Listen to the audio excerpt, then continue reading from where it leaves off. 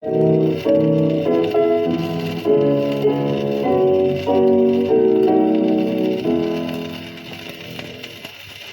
Sam first come to London when George the Fourth were king. He'd been in his army, man and boy, for 20 years come spring.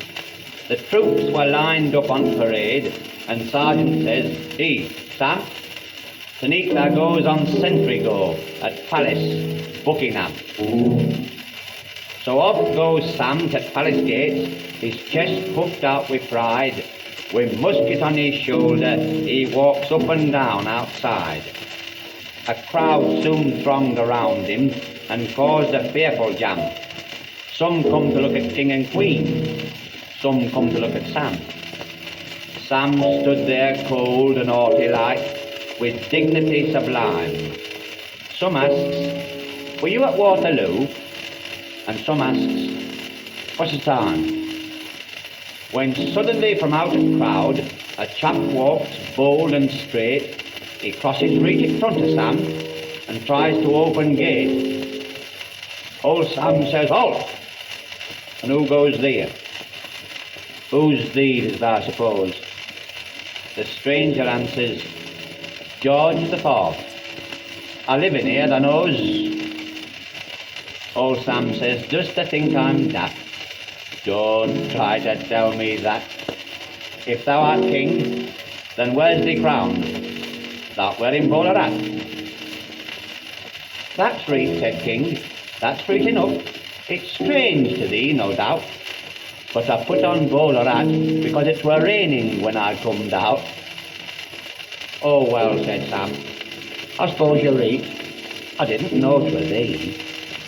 The King says, "No offence, me lad. Come in for a cup of tea." "I'd like a cup of tea," said Sam. "I don't mind if I do." The Queen pours cup of tea and says, "How many lumps, Sam?" "Two." They chatted there for half an hour when knock come at the door.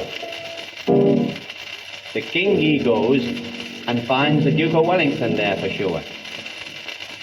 "Good afternoon," said Duke of Wellington. "Is Sam with thee?" "Aye, he isn't all," said King.